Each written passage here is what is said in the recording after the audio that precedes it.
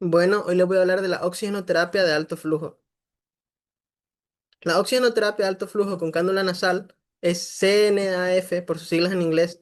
Este sistema funciona con una mezcladora de oxígeno y aire que permite aplicar una FiO2, o sea, fracción inspirada de oxígeno, del 21 al 100%, generando velocidades de flujo de hasta 60 litros por minuto. La mezcla de oxígeno y aire pasa a través de un humidificador a un circuito inspiratorio calentado para evitar la condensación.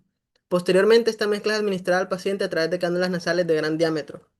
La característica principal de la CNAF es que permite administrar un alto flujo humidificado por encima del flujo inspiratorio máximo.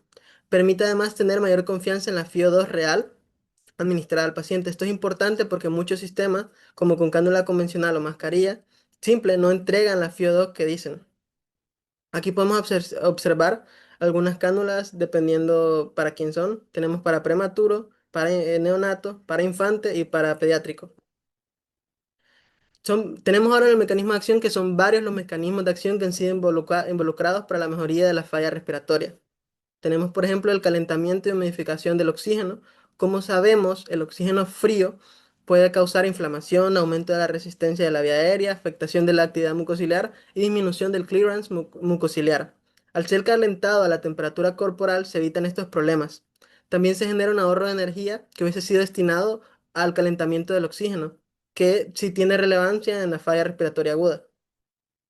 También tenemos demanda inspiratoria. Al administrar un flujo inspiratorio por encima del pico flujo del paciente, se genera una disminución de la resistencia inspiratoria.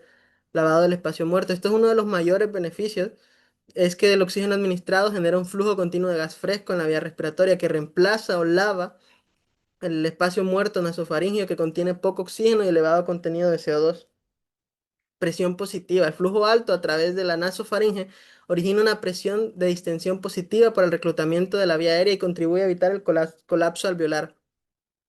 Y tenemos la dilución de oxígeno FiO2 medible. Cuando se administra oxígeno por sistema de bajo flujo, el O2 administrado se mezcla con el aire inspirado. Como resultado se obtiene una FiO2 variable que depende del dispositivo utilizado y el volumen de aire inspirado. Ahora en las indicaciones tenemos que las dos de mayor importancia o principales, podríamos decir, son la bronquiolitis. Esta es muy importante porque en la mayoría de datos que soportan el uso de la CNAF fuera del periodo neonatal son en bronquiolitis. Esto es importante porque originalmente la oxigenoterapia de alto flujo se comenzó usando solo en neonatos y todo eso. Actualmente se ha comenzado a utilizar en adultos más recientemente. Las formas moderadas a severas con escosores de severidad altos se ven beneficiados con esta técnica. Flujos de 2 litros por kilogramos por minuto han mostrado eficacia y seguridad con disminución de la necesidad de escalar a tratamientos más invasivos como intubación y ventilación mecánica. Son indicaciones de iniciar tratamiento en bronquiolitis cuando los escosores de severidad muestran valores elevados. Y el otro muy importante es el asma. Varios estudios han mostrado la seguridad y facilidad de la aplicación de la CNAF en las crisis asmáticas moderadas a severas, siendo superior al oxígeno convencional, disminuyendo el trabajo respiratorio en las primeras horas de iniciar el tratamiento cuando falló el tratamiento farmacológico de primera línea. Se debe estar atento a la respuesta al tratamiento para evitar la demora en escalar a soporte más invasivo y anticipar deterioro y mala evolución. En otras indicaciones tenemos también, por ejemplo, neumonía viral o bacteriana. La terapia con CNAF es más eficaz en patología respiratoria obstructiva, pero en neumonía también se han reportado resultados favorables. Obstrucción de la vía aérea superior, por ejemplo, en laringitis post-extubación. Situaciones con necesidad de aporte elevado de oxígeno, como por ejemplo sepsis, shock, anafilaxia. Exacerbaciones agudas de enfermedades respiratorias crónicas, fibrosis quística, broncodisplasia pulmonar, enfermedades neuromusculares, insuficiencia cardíaca, retirada de ventilación invasiva o no invasiva, apnea obstructiva del sueño, síndrome de distrés respiratorio del recién nacido, pretérmino o término. Y ahora en contraindicaciones tenemos depresión de conciencia, inestabilidad hemodinámica, neumotórax, criterios gasométricos como pH menor de 7,20 o PCO2, o sea, presión parcial de dióxido de carbono, mayor de 55 a 65 miligramos de mercurio, que deben evaluarse en conjunto con la situación clínica. Insuficiencia respiratoria grave o bradipnea, deformidad anatómica o traumatismo en región nasofaringea o fractura de base de cráneo. Estas condiciones nos indican que la oxigenoterapia de alto flujo no será suficiente, puede empeorar la situación y el paciente podría necesitar más que solo oxígeno humidificado, como ser intubado, por ejemplo. Por eso está contraindicado el uso en estas situaciones. Ahora pasando con la respuesta al tratamiento. Un aspecto fundamental es evaluar la respuesta al tratamiento. La misma se objetiva por aspectos clínicos. La disminución de la frecuencia respiratoria y de la frecuencia cardíaca en las primeras horas de tratamiento son predictores de buenos resultados, así como la disminución del trabajo respiratorio y confortabilidad del paciente. Tienen como ventajas la buena tolerancia por el paciente, poder hablar y alimentarse y permitir cierta movilidad. Mientras que en efectos adversos tenemos que realmente no se presentan tantos, ya que es bien aceptada esta terapia, pero podemos presentar neumotórax o neumomediastino poco frecuentemente, y irritación de mucosa nasal, epistaxis y distensión gástrica que se puede evitar por medio de sonda gástrica. Valores menores a 195 en las primeras horas, así como saturación de oxígeno y acidosis respiratoria al inicio de la evaluación, son predictores de mala respuesta en los servicios de urgencias pediátricas. Ahora pasando con el equipamiento, tenemos que se requiere de una fuente de O2 y de aire medicinal. Algunos toman aire ambiental, perdón. Un blender para medir la FiO2 entregada, un flugímetro adecuado a la edad del paciente de hasta 70 litros por minuto, dispositivos para calentar y humidificar la mezcla de O2 de oxígeno y aire, tubuladuras y cánulas nasales adecuadas al tamaño y edad del paciente.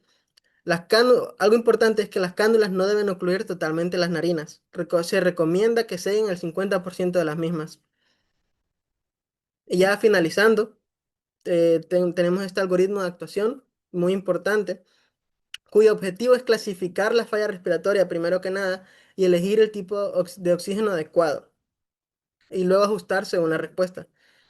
Primero vamos a definir la falla respiratoria en base a la frecuencia, vamos a medir la frecuencia cardíaca y respiratoria, la saturación de oxígeno, signos de distrés respiratorios, gases en sangre, y vamos a medir la escala de Glasgow y ver la hidratación. Vamos a tener que en una falla respiratoria leve o moderada, la PCO2 es menor a 60 miligramos de mercurio y la FiO2 es de entre 0,25 a 0,60. Luego vamos a ver, para ver si le damos terapia de alto flujo, de bajo flujo, en base al score de la falla respiratoria. Si es menor a 4 se le da de bajo flujo, oxígeno de alto flujo, y si es mayor a 4 se le da de alto flujo. Y luego si tenemos una falla respiratoria severa, o sea, con un score mayor a 7, vamos a de un solo pasar a maximizar la CNAF, o sea, la cánula nasal de alto flujo. Vamos a utilizar CPAP, o sea, presión positiva continua en las vías respiratorias, o directamente trasladar a UCIP, o sea, unidad de cuidados intensivos pediátricos. Vamos a comenzar primero con los valores. Si tenemos FiO2 entre 0,30 a 0,35, el objetivo de saturación vamos a tener que entre 95 a 98 y la temperatura corporal entre 34 a 37 con un flujo, le vamos a dar un flujo de 1 a 2 litros por kilogramos por minuto. Si mejora, vamos a continuar con el tratamiento y vamos a reducir la FiO2 si la saturación es mayor a 98%. Si no mejora, vamos a aumentar el flujo 0,2 litros por kilogramos por minuto, cada 10 a 20 minutos. Vamos a aumentar la FiO2 hasta 60%. Vamos a aspirarse las secreciones y considerar broncoespasmos o distensión gástrica.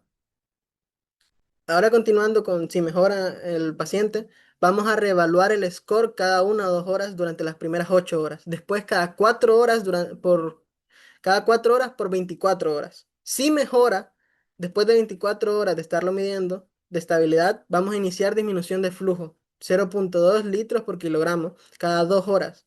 Y FiO2 de 0,25 cada 2 horas. Vamos a irle bajando. Y si tampoco mejora, volvemos a la no mejoría que dijimos al inicio, aumentar el flujo del 0,2 litros por kilogramos por minuto cada 10 a 20 minutos, aumentar el FiO2 de hasta 60%, aspiración de secreciones y considerar broncoespasmo o distensión gástrica. Ya si tampoco funciona, vamos de un solo a tratarlo como si fuera una falla respiratoria severa y vamos a maximizar la CNAF, la CPAP y al traslado a unidad de cuidados intensivos pediátricos. Eso sería todo. Muchas gracias.